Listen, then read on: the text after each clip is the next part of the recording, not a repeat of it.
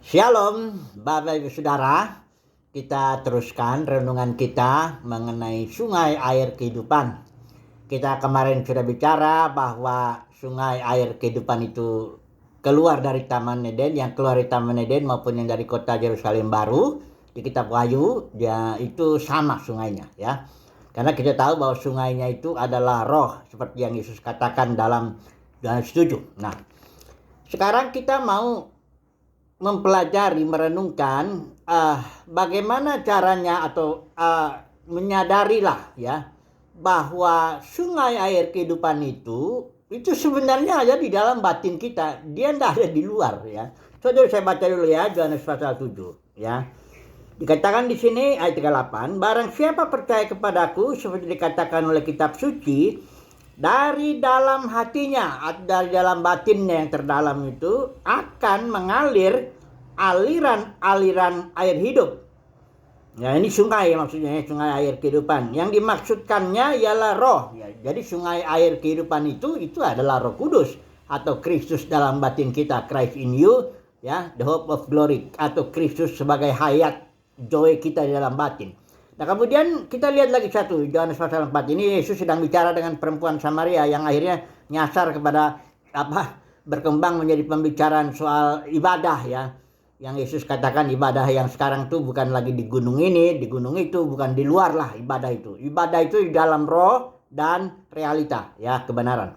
Oke, mari kita baca dulu Yohanes pasal 4 ayat yang ke-14.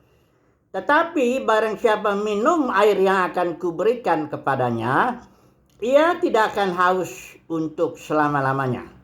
Sebaliknya, air yang akan kuberikan kepadanya akan menjadi mata air ya, di dalam dirinya, bukan di luar.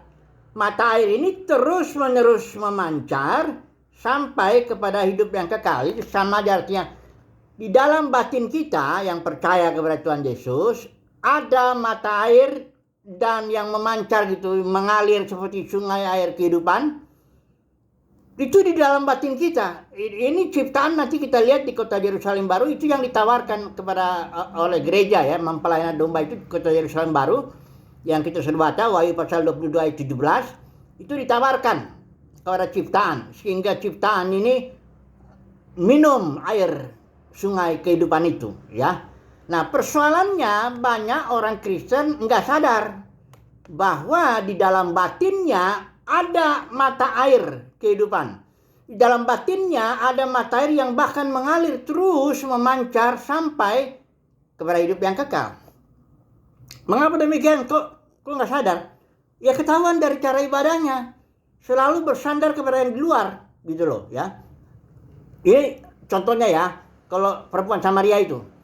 Dia pikir ibadah atau mendekat kepada Tuhan itu ya harus di gunung ini ya, aturannya. Kalau Samaria itu gunung Gerizim ya, itu di situ. Kalau orang Israel, karena itu simbol memang ya harus di Yerusalem. Memang itu perjanjian lama kan simbol, belum realitanya belum datang. Sungai air kehidupannya belum datang karena di pasal 7 itu sudah lihat Yesus belum mati dan bangkit duduk sebelah kanan, karenanya Roh Kudus belum turun. Ya, belum masuk ke dalam batin orang percaya.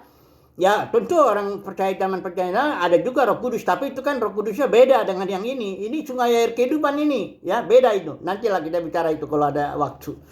Jadi, kenapa orang Kristen sekarang ini juga kalau beribadah tuh mirip-mirip juga kayak perempuan Samaria. Di gedung denominasi ini, gedung denominasi itu, aturan liturginya ini, dia bilang, oh kalau pengkhotbahnya si ini, oh saya merasa segar, iman saya dikuatkan, dihiburkan, dia terikat dengan itu, ya. Ini bukannya salah kalau kita mau dipimpin Tuhan ketemu, saya juga melakukan itu, pertemuan, ya, saling membangun satu dengan yang lain, ya mau di kafe kek, mau di lapangan kek, mau di gedung kek, nggak masalah. Yang penting kita saling membangun lah ya, itu memang dianjurkan oleh firman Tuhan, saling membangunlah kamu.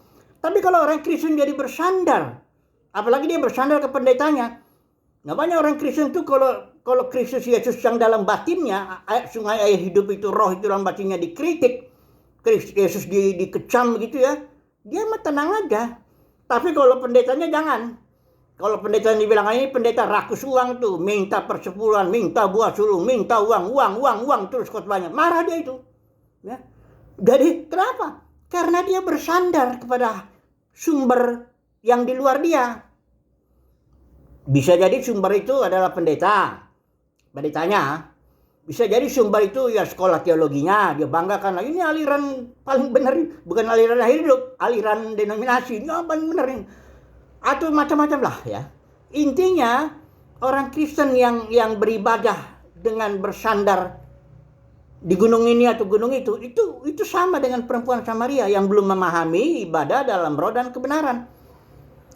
Itu sumber mata air itu ada di dalam batin kita. Itu makanya Rasul Yohanes bilang, engkau nggak usah diajarin sebenarnya.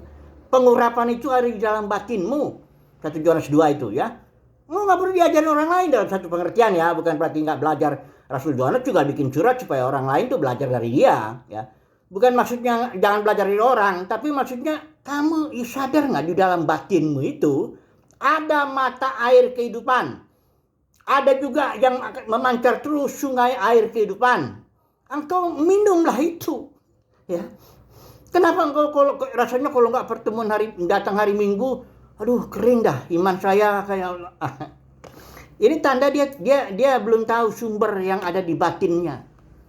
Oh, kalau saudara sudah menemukan itu, nanti besok kita belajar bagaimana cara menemukannya itu, ya. Hari ini saya mau menekankan dulu bahwa sesuai firman Tuhan bilang, dalam batin kita ini ada mata air kehidupan. Bagi yang percaya Yesus ya, kalau nggak percaya Yesus ya nggak ada. Ya. Ada mata air yang tidak habis-habisnya. Kalau kita minum itu, waduh, ya sudah, kebutuhan apapun kerohanian kita terpenuhi. Karena bukan karena diri kita, enggak. Kita tahu mata air itu atau sumber itu bukan kita, itu Roh Kudus, ya. Atau Kristus dalam batin seperti yang saya bilang tadi. Tapi masalahnya orang Kristen enggak minum dari situ, dia minum dari yang luar-luar. Oh, di gedung ini enak minumnya, airnya enak katanya. Oh, lucu khotbahnya. Itu tanda dia belum paham bahwa ada mata air dalam dirimu itu ada mata air.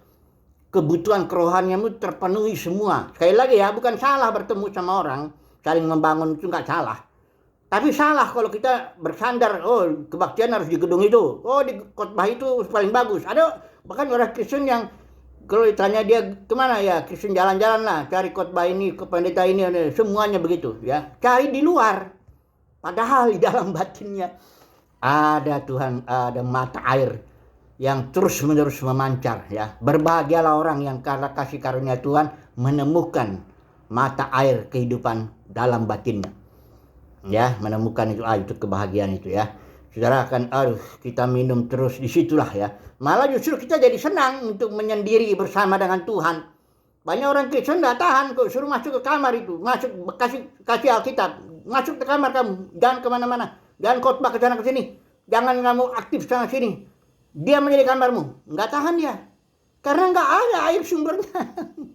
Sumber kehidupan saya itu ada di luar sana. Kalau saya khotbah, saya sukacita. Senior saya pernah bilang juga, kalau saya di rumah tuh saya nggak sejahtera. Kalau udah ngunjungin orang, ngedoain orang, khotbah sana sini, akhirnya sejahtera. Ya, karena sumbernya ada di luar. Ya, oke lah, sampai di sini aja. Semoga saudara dan saya teruslah ya menikmati kasih karunia Tuhan yang ada di dalam batin kita. Mata air, sumber ya, ini mata air dikatakan di sini ya, akan menjadi mata air di dalam dirinya, terus menerus memancar sungai air kehidupan itu ya.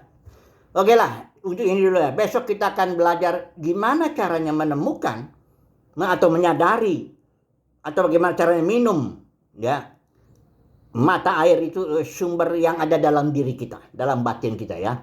Haleluya, amin.